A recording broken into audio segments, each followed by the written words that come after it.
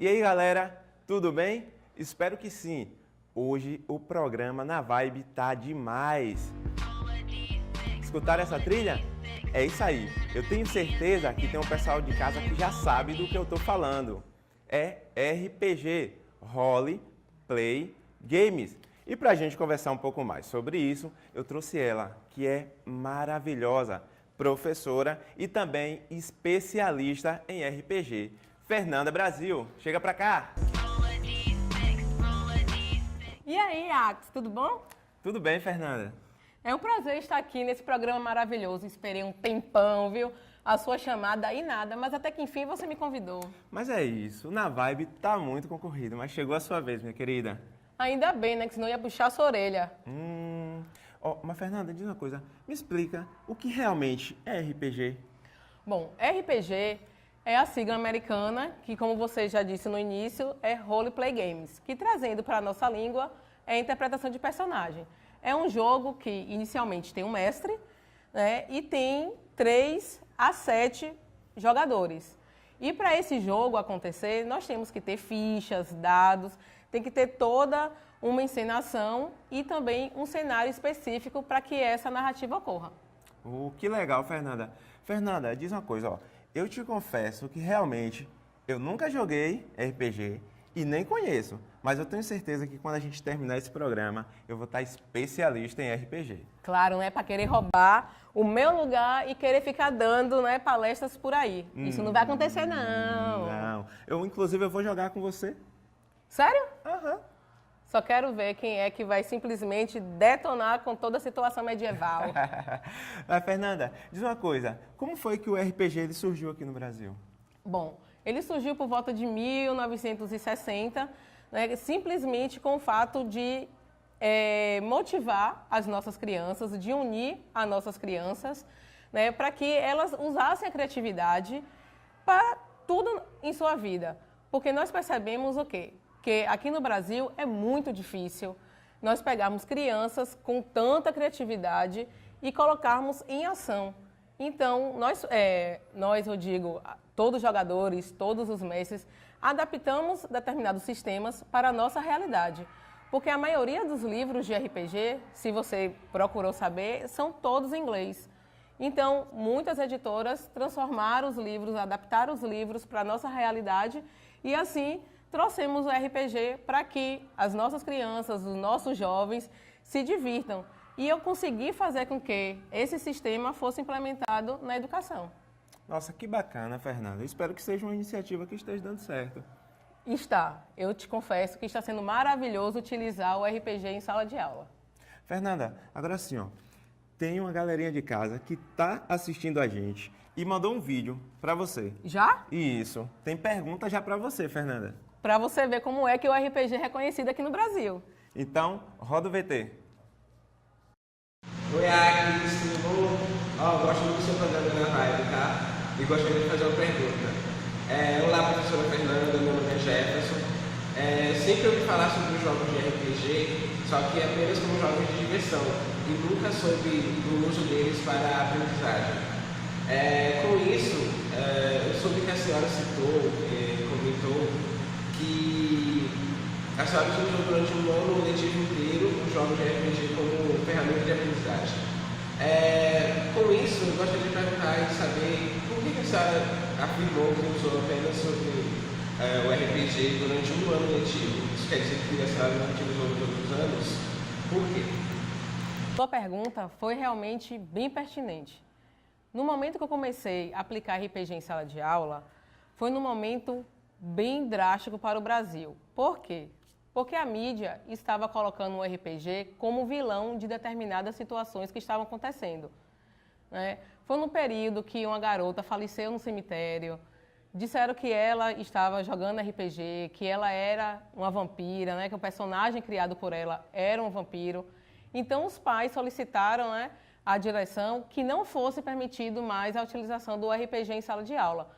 Então, por isso que nesse período eu tive que realmente tirar esse jogo por conta de determinadas notícias que estavam sendo vazadas e que não eram totalmente verídicas, só porque, infelizmente, o RPG não era tão difundido assim, o pessoal não conhecia, né, os conceitos do jogo Então, foram criando determinadas situações, determinadas notícias que fizeram com que essa minha aplicação do jogo em sala de aula fosse, em tempo determinado, retirado.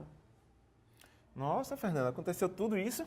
Para você ver, né, como é que a mente humana trabalha.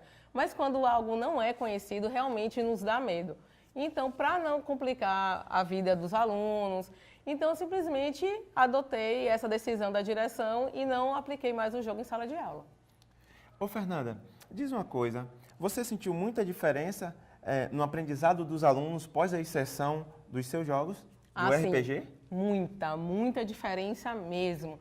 Porque depois que esses alunos começaram a vivenciar o jogo, começaram a entender as regras, a ser inseridos naquele mundo de fantasia, eles começaram a ter curiosidade. Eles começaram de forma tão lúdica, eu falo assim, tão especial, porque eles utilizaram a criatividade de uma forma tão diferente do que eu jogava, né? Porque eu tinha a minha experiência de vida com o jogo e eles não tinham, e eles me mostraram outra realidade. Então, na sala de aula, eles começaram a ter tanta curiosidade que eles pegavam outros livros para ler, então eles tinham curiosidade de outras disciplinas, eles começaram a aprender história, geografia, apenas com RPG, e não era a minha disciplina. Eu dava português e inglês. Comecei utilizando essas duas disciplinas no jogo, e de uma hora para outra a coisa tomou uma dimensão tão grande que eles começaram a aprender matemática, geografia e história, e apenas em sala de aula nós jogando. Foi assim, fantástico.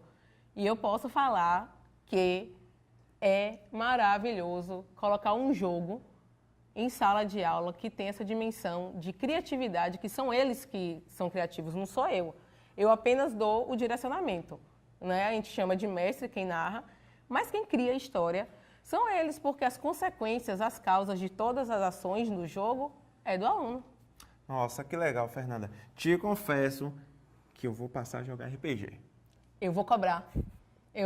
Lembrando que eu tenho a mesa de RPG aos sábados e eu vou te convidar para você participar dos jogos. Me convida, que eu vou, com certeza. Mas, Fernanda, se prepara, porque a gente tem um outro vídeo que é de uma internauta que também é professora e que tem vontade de usar o RPG na sala de aula dela.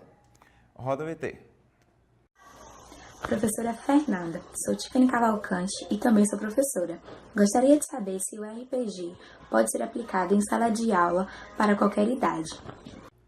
Bom, qualquer jogo tem uma faixa etária, né, por questão de segurança. Mas como esse jogo está sendo aplicado em sala de aula, com vasto tempo da minha docência, eu percebi o quê? Que a criança de 3 a 9 anos, ela ainda está em sua formação intelectual.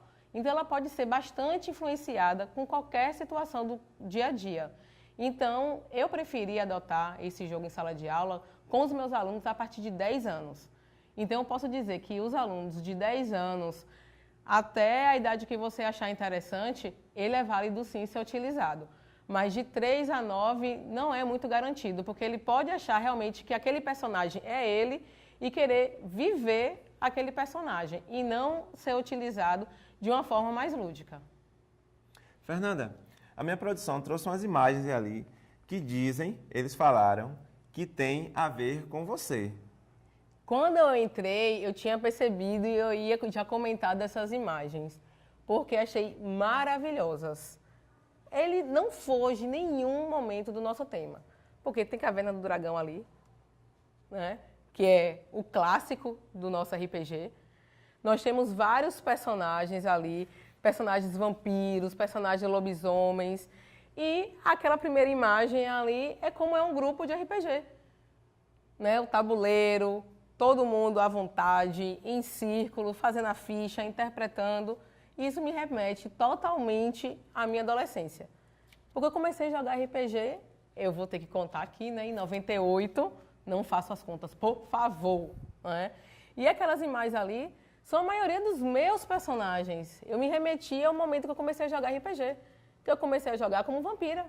Depois que eu fui conhecendo os outros sistemas, que vocês brilhantemente colocaram lobisomem ali, D&D. Então, sua produção realmente está de parabéns. É isso aí, Fernanda. Então agora você vai me ensinar o jogo, você vai me ensinar o RPG agora, não vai? Claro, você não me convidou para isso também? Exatamente. Isis, traz pra gente o jogo. Obrigada. Você segura para mim, por favor? Seguro, sim.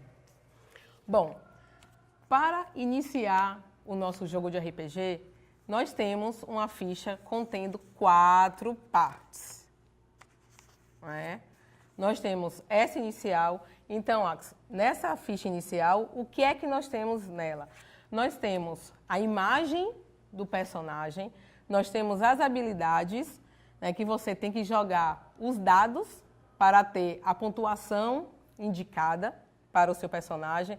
Aí aqui vem força, inteligência, carisma, mental, né? Então, todas as questões de habilidades nós jogamos com os dados. Aí você vem a pergunta, que dados são esses? Aí eu te mostro que são dados específicos.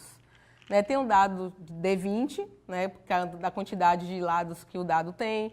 Nós temos o D10. Pode pegar, sinta-se à vontade, já que você me chamou aqui, eu estou me sentindo à vontade, né? Ok, então, Fernanda.